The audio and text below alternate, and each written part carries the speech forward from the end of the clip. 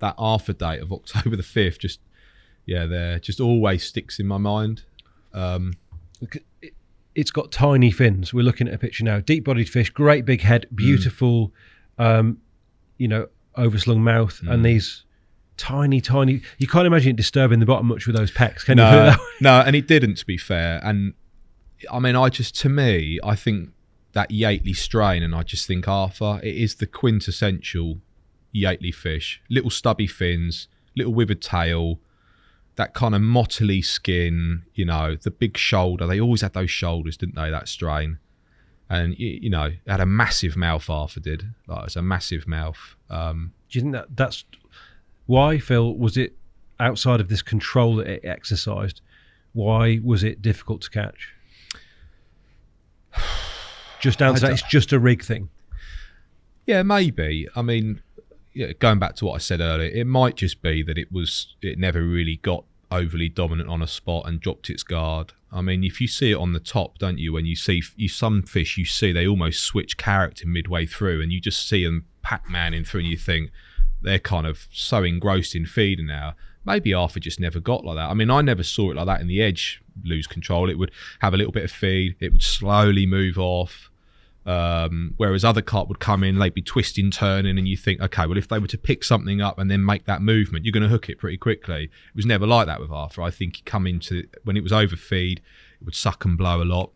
Once it was happy, it would kind of rinse the bait out, and then it would move off. And in fact, when I caught it, I'm pretty sure that she rigged me out. Well, I'm almost sure. The first night I got liners all through the night and had to tweak a few things up, and then caught her the second night.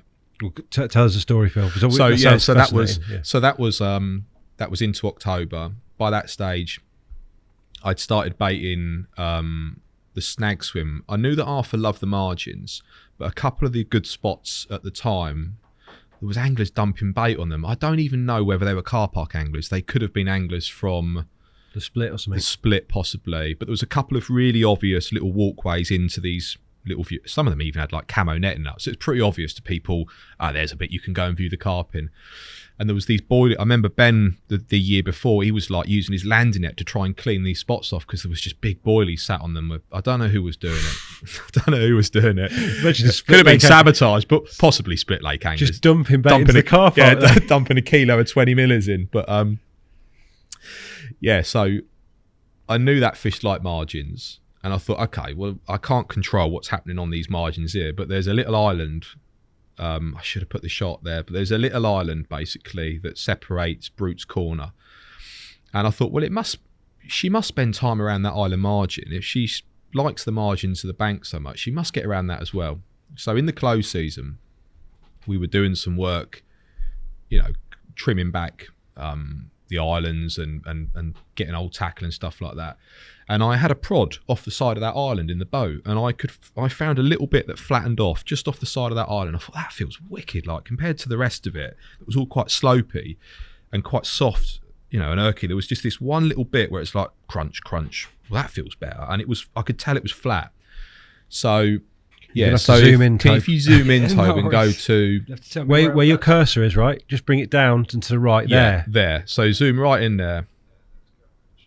So which corner is this? So that you can't even see the island. You can't even see it because that is to the left of it there. That prominent bit to the left. Left. No, down. Down. Keep going that's down. That's the island. That's the island. So where your cursor is, keep going down, Tobe.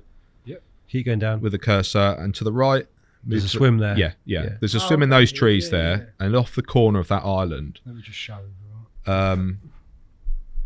So I'd found this little area, this little flat bit, and I thought, right, well, that's the spot to fish it from. And it was in front of a swim called the Snag Swim, which wasn't popular at all. I think Heather had once been caught from there, and the angler had fished well right. So really, it was probably one of the least popular swims. I think Dave Mallin might have caught Arthur from that swim from memory years back. So I started baiting it in September, and I was actually being really careful. So I would park up in the car park, socialise with the lads for the evening, and then I'd say my goodbyes, go back to the car, and then I'd walk with my bait boat and my bucket of bait all the way around the works bank, tiptoe all the way around there, come all the way down to the only swim on this top bank is the chair, and I would send the boat out, and I would bait up. I would come around the corner from the chair and creep back into the snag swim and bait the margin that way. And I'd put tape over my bait boat so the lights weren't letting everyone know what I was doing and stuff. So I wanted to keep it quiet. And what are you putting out there, Phil? Again, I was using those pellets. Must remember that they were I think they were like amino green 365 pellets, black tiger nuts, which were, again, I had some samples of those. They weren't really out at the time, and some hemp and a bit of chopped boilie. And a few weeks in, I was fishing the bars swim, and there was a guy called Army Jim down for a work night, and he was next door in the snags. He's a right nice guy, Jim was, and he didn't get a lot of time at all. And we had a little chat in the evening. He said, I'm off to bed, geez, and I've got to be up really early. And I was in the bars next door. And it was a really cold night, and it was that you always get that night in the autumn, don't you, where you think, right, I should have had the winter bag this particular trip. So I'd woken up in the early hours, really, really cold, and I remember putting the kettle on for a cup of tea. And I just heard this. And I knew straight away it was in that. So I've tiptoed up behind Army Jim's brolly. I can see the ripples coming off the island, so I can see a big fish is showing off the island. And I remember peering round the corner of Jim's brolly, and he was still sound asleep. So I was like, right, he hasn't seen it.